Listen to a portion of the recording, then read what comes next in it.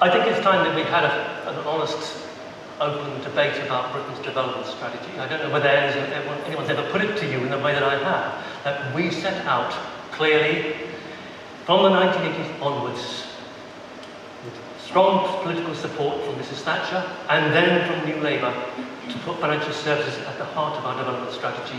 In doing that, we created an industry which is by and large externally focused on sucking in capital from elsewhere and investing that into, when I say investing, it's speculating, using that capital to speculate on markets across the world. By and large, it hasn't attracted real investment into Britain. We hear the Prime Minister all the time talking about all this money that's coming into Britain, all this investment. By and large, what he's talking about, for example, last year, £5.2 billion of external investment into the London property market, making the London property market one of the most expensive in the world, crowding out our opportunities, normal people's opportunities, British people's opportunity to buy into the housing market. This is not investment in the normal sense of the word. You go to number 1 Hyde Park Lane and look at the doors, you can find most of them, by the way, are unoccupied. They're owned by offshore companies. They've been bought for speculative purposes. And by and large, the type of people we attract, the Russian oligarchs and so on, are not capitalists in the true sense of the term, where they're actually investing in productive activity and employing labour and so on. They're buying into existing companies and football clubs, very often for prestige purposes rather than anything else. This is all part of the, my football club's bigger than yours syndrome that Richard's talking about. Has it helped us? Has it made Britain more productive, a stronger economy than Germany, for example? Or Finland?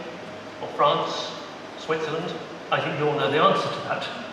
We are a hollowed out economy, very narrowly defined development prospects, hostage to the City of London, which has been unashamed in its exercise of political power, its extraordinary lobbying powers, and I think the interests of the financial sector, particularly the City of London, are completely out of line with public interests. I think financial services, like oil, can be too much of a good thing. They weaken the economy, corrupt politics, undermine democracy, and increase inequality. I think we should all be increasingly concerned, we should have been concerned for decades, about the revolving doors between Whitehall and the City of London. I have sat in on endless Treasury meetings, very high level, because Tax Justice Network was invited to all sorts of meetings where, rather than meeting civil servants, career civil servants, by and large we met people on attachment out of KPMG, Ernst & Young and PricewaterhouseCoopers, shaping Britain's tax policies. All of them saying, if Britain wants to compete, we must lower the tax on capital, increase the tax on ordinary consumers, increase VAT, lower corporation tax. This has been our development strategy. Guess what this government did the moment it came into power? It increased VAT and lowered the corporation tax. This didn't happen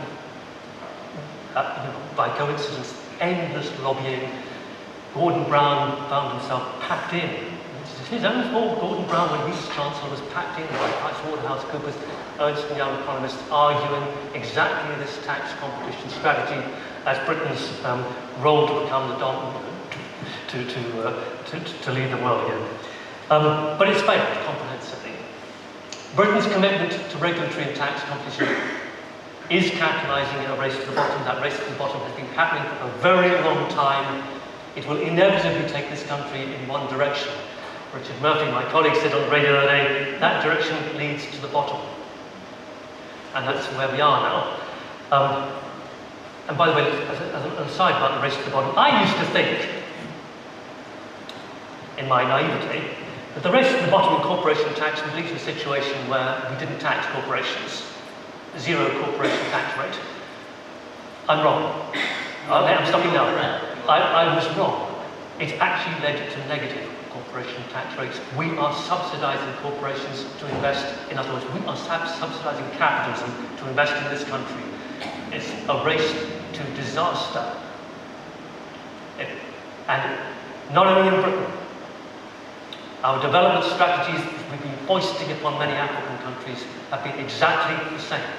I've been to Ghana to talk to senior government officials there, and they say, yes, we have British ministers, and our darling Department for International Development is coming to us and saying, tax breaks for British companies.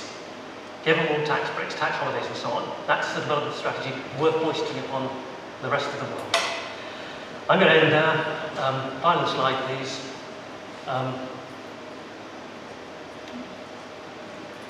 We've created a global economy. Britain's taken the lead in this, where the elites have simply been able to remove themselves from democratic control, remove themselves from regulation, remove themselves from taxation.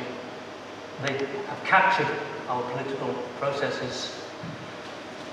As Nick said in Treasure Islands, at the time of the French Revolution, France failed because by and large the rentier classes that dominated France had managed to completely remove themselves from taxation, which led to France being a failed state. The tax burden was by and large falling entirely upon the middle and lower income households in France. France collapsed, the revolution came on. That's where we are now, in Britain and across the world. And I think that we now have to devise a strategy to not only save the rest of the world from Britain, but also save ourselves from Britain and its development strategies. Okay.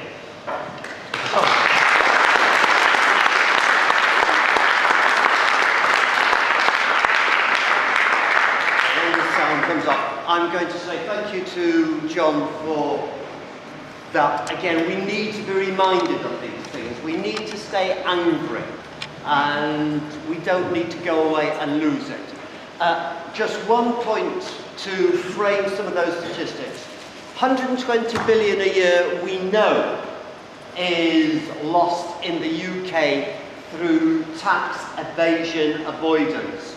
That relates to, divided by 60 million, £2,000 for every man, woman and child in this country. Stack that up and think what it would do for a few families. Okay, the $21,000 that we know, sorry, $20 trillion, getting there, divide that by the world population, at a minimum, it comes to about $3,000 per head. Think what you could do with that, of every human being in the world. And if the upper estimate is right, it's more like $4,500 per head. What are we going to do about it? Okay, questions? Is that all right? Is he all right on those? Yes.